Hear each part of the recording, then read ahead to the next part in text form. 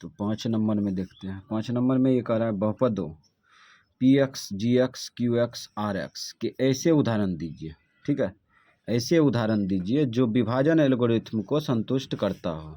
ठीक है, तथा यहाँ पे दिया है 1 नंबर में घात पी एक्स का, ठीक, और घात क्यू एक्स का दोनों बराबर होना चाहिए।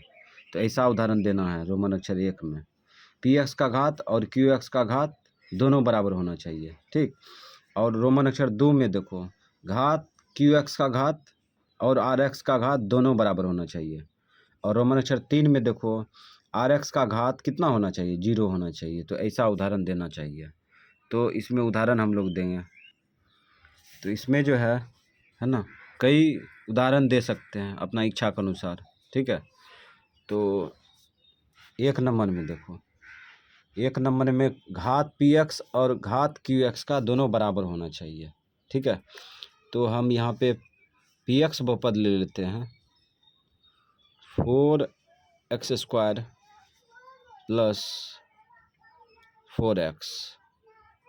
ठीक, ले लिए। अब यहाँ पे जी एक्स बहुपद ले लेते हैं 4। अब कहेगा 4 बहुपद न है, तो 4 भी बहुपद है, इसमें x का चार्ज क्या है, 0 है।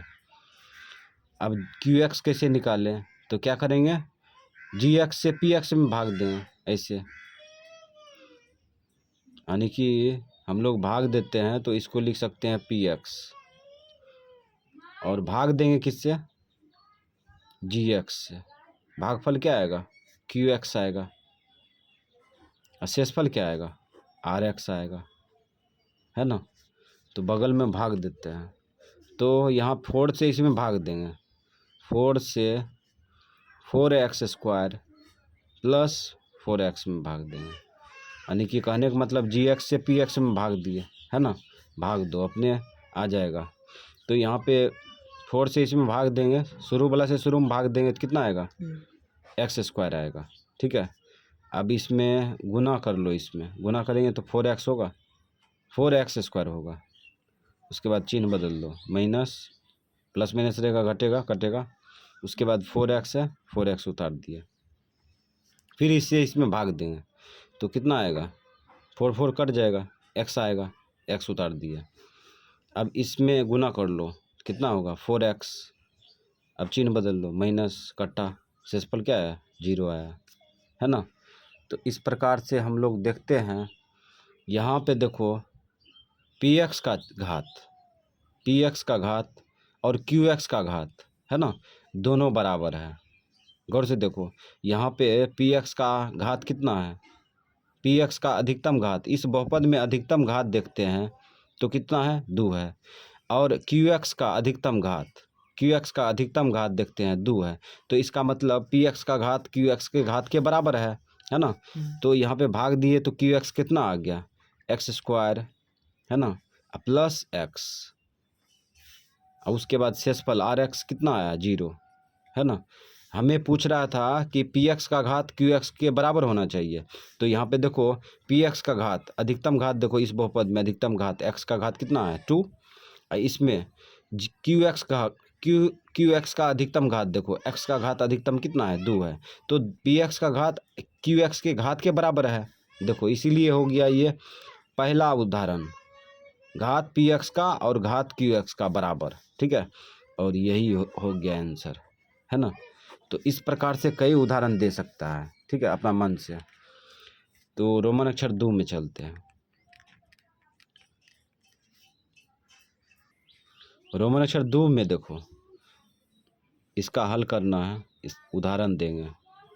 तो यहाँ पे दिया है घात क्यू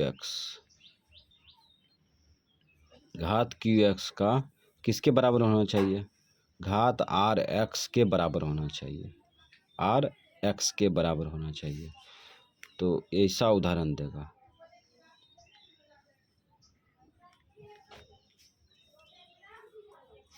यानी कि यहाँ पे इसका चार्ज, है ना, क्यू एक्स का चार्ज और आर एक्स का चार्ज दोनों बराबर होना चाहिए।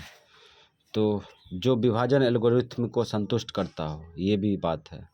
तो ये भी तो भाज्य बराबर भाज्य गुना भागफल प्लस शेष लगाएंगे तो ये भी संतुष्ट कर देगा, बायां पक्ष दायां पक्ष दोनों बराबर है। अब इसमें भी उदाहरण देना है तो पी एक्स लिखेंगे, उसके बाद जी एक्स लिखेंगे,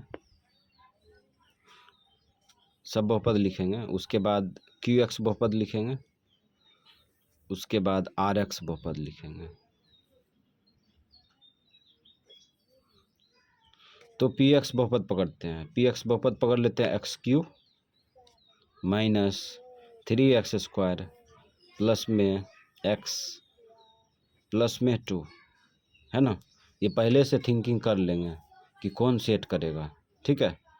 उसके बाद भाजक, भाजक क्या लें, जो कि भाग देने पर, है ना, से भाजक क्या लें जो कि भाग देने पर क्यू एक्स और आर एक्स का चार्ज यानी भागफल और शेषफल का चार्ज बराबर आ जाए। तो भागफल लेंगे x² माइनस एक्स प्लस 1 लेंगे, ठीक। अब इससे इसमें भाग देंगे, इससे इसमें जब भाग देगा, ठीक है, तो क्यू एक्स देखो, क्यू एक्स आ जाएगा, हाँ, इससे इसमें भाग देंगे, ठीक है, जी एक्स से पी एक्स में भाग देंगे ना, जी एक्स बहुपद से पी एक्स बहुपद में भाग देंगे, मतलब इससे इसमें भाग देंगे तो भागफल आ जाएगा, भागफल आ जाएगा x माइनस टू आएगा, ठीक है। भाग अलग में दे के चेक कर सकता है इसको, ठीक। उसके बाद शेषफल क्या आएगा, है ना, शेषफल आ जाएगा -2x प्लस 4 प्लस 4, है ना। तो इसमें गौर से देखते हैं, घात क्यू एक्स का घात और आर एक्स का घात, इसमें देखो तो क्यू एक्स यहाँ पे है ना, आर एक्स यहाँ पे है, एक्स का अधिकतम घात, इस बहुपद में एक्स का अधिकतम घात 1 है ना, इस बहुपद में एक्स का अधिकतम घात 1 है, तो यानी कि क्यू एक्स का घात आर एक्स का घात दोनों बराबर है, तो यही उदाहरण सटीक हुआ, ये आंसर हो गया, ठीक है। ऐसा उदाहरण कई तरह से दे सकता है, ठीक है, लेकिन हाँ, क्यू एक्स का घात आर एक्स का घात दोनों बराबर होना चाहिए, ठीक। तो इसमें जो है रोमन अक्षर 3 में घात आर एक्स का कितना होना चाहिए, 0, यानी शेषफल का चार्ज कितना होना चाहिए, 0 होना चाहिए। तो उदाहरण लेंगे, उदाहरण